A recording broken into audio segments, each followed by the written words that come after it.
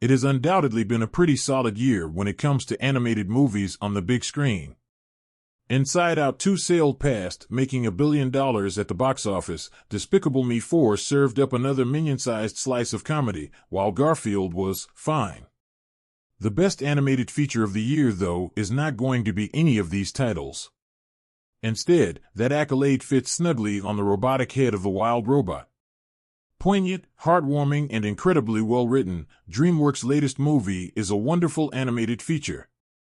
It takes a very simple story about friendship and parenthood and extrapolates that out into a 90-minute film, packed with heart, a great message, and memorable moments. The story is pretty simple and doesn't waste time with long-winded explanations early on. We're immediately thrown into the plot from the very first moment, where a shipwreck brings an intelligent robot called Roz to a stranded, uninhabited island. To survive, Roz must bond with the island's animals, and as fate would have it, she ends up in the role of mother for an orphaned baby goose called Brightbill. While the pair glow closer together, they're joined by comedic side character Fink, a cunning fox that's actually more loyal and friendly than one would give him credit for. And that's by design.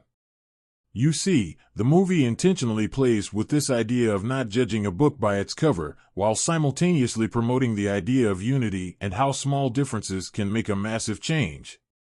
It definitely draws some parallels to the Iron Giant and E.T. for its heart, character bonds, and parts of the plot, and in that way the movie does feel like a conglomerate blend of influences.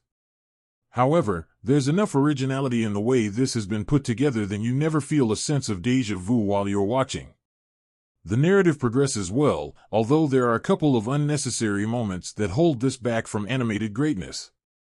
One scene shows Roz sitting down and watching, subsequently forcing us to as well, an explanatory video about her creators, Universal Dynamics.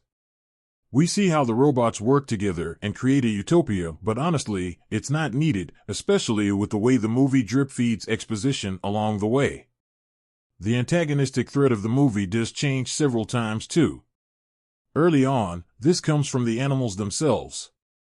During the second act that changes to the island's environment, and finally it cycles through to an actual tangible threat. There's nothing wrong with this structure, but in terms of developing a unique villain voice, the movie doesn't quite find its groove until late on, and by then things feel like a race to the finish. With a sequel already greenlit though, it's not the end of the world, but you get the sense that the final act changed several times in the writer's room. I may be wrong, of course, but there are several scenes that feel like a necessary and poignant ending, only to do a kind of fake-out gotcha that gets old after seeing it several times. I'm being careful not to spoil anything here because honestly, I'm a pretty harsh critic and The Wild Robot has a lot going for it to easily overshadow these concerns. The story is good, with a sprightly cast of eclectic characters that you really grow to love and care for. There's a couple of lovely bits of foreshadowing here too, which I won't spoil, but will definitely make for an enjoyable watch the second time through. The voice acting is excellent, as you'd expect from this all-star cast. Honestly, Pedro Pascal is in everything at the moment, while the animation lends itself beautifully to the book it's based on. There's a great deal of detail put into the aesthetic, with the art department doing an excellent job with the colors and way that everything feels like a watercolor brought to life and merged with light animation.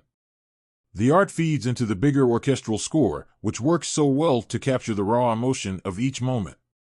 Yes, you will cry. Yes, you will laugh. And yes, you will leave itching for a sequel to see all these characters again.